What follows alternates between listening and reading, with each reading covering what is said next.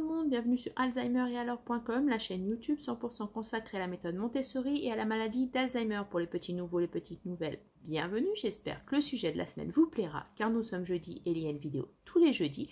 Pour les Montessoriens et Montessoriennes de cette chaîne, bienvenue aussi, une petite piqûre de rappel, ça fait pas de mal. Et pour ceux et celles qui passeraient par là, si vous vous intéressez à la méthode Montessori pour les personnes atteintes de troubles cognitifs, notamment de la maladie d'Alzheimer, n'hésitez pas à vous abonner car nous sommes la chaîne qu'il vous faut.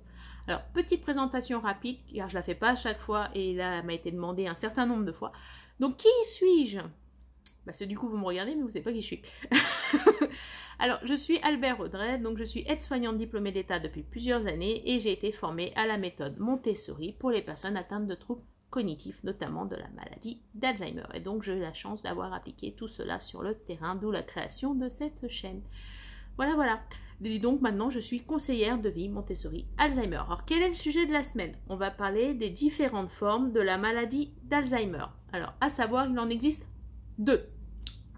1, la forme non sporadique et 2, la FFMA.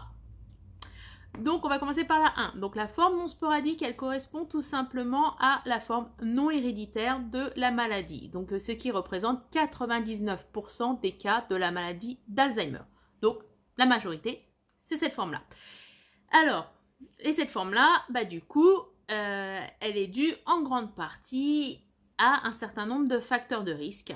Donc, vous en avez des modifiables et des non modifiables, mais il y a surtout 9 facteurs qui sont totalement modifiables. Je ne vais pas vous donner les 9, vous les donnerez dans une prochaine vidéo. Mais dites-vous que si vous êtes sédentaire, que vous avez un excès de cholestérol, que vous faites de l'hypertension, que vous avez de l'obésité, que vous buvez, que vous prenez du tabac, et tout cela, ça peut jouer sur votre cerveau et du coup, vous créez une maladie de troubles dégénératifs et notamment la maladie d'Alzheimer.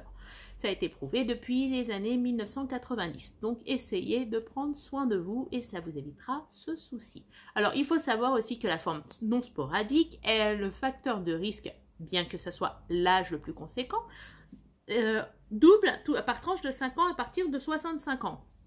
Donc, vous vous imaginez à quel point ça va vite et pourquoi, du coup, les personnes qui ont Alzheimer en général sont des personnes âgées. C'est parce que du coup, plus on vieillit dans le temps, plus il y a de risques et plus ça augmente. Voilà. Et donc, on va passer du coup à la deuxième forme, donc la FFMA, dite forme familiale de la maladie d'Alzheimer. C'est beaucoup plus simple à retenir comme ça.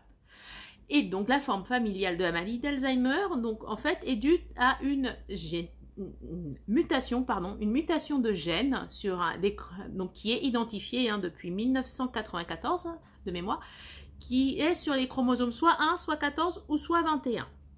Et donc, c'est cette fameuse FFMA qui est à l'origine donc de ce qu'on appelle le Alzheimer précoce. Et donc, s'il existe une forme précoce, vous vous dites bien que c'est pas pour les personnes âgées. Et non, donc la forme précoce, en général, c'est avant 60 ans. Et il y a même des personnes qui ont la maladie d'Alzheimer qui en ont que 30. J'ai eu un patient qui avait 28 ans et qui avait la maladie d'Alzheimer précoce. Donc, ne vous dites pas, c'est pour les vieux, moi je peux passer à travers.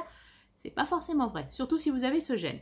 Et donc, en fait, ce qui se passe lors de la forme familiale, donc de la maladie, c'est que ce gène, donc sur le chromosome 1, 14 ou 21, se retrouve transmis à la descendance. Et donc, quand il est transmis à la descendance, vous avez un facteur de risque d'avoir l'Alzheimer précoce. Sachant que des études ont prouvé récemment que vous avez une chance sur 2 quand même. Donc, vous pouvez aussi avoir le gène, mais vos parents peuvent avoir le gène, mais vous l'avoir transmis, mais sans qu'il se déclenche chez vous. Par contre, il pourra peut-être se déclencher sur vos enfants.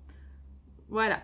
Donc, j'espère que cette petite vidéo vous a plu. N'hésitez pas à liker, disliker, partager, commenter, bref, tout ce que vous voulez. Et on se voit la semaine prochaine pour une prochaine vidéo. Merci, au revoir et à bientôt.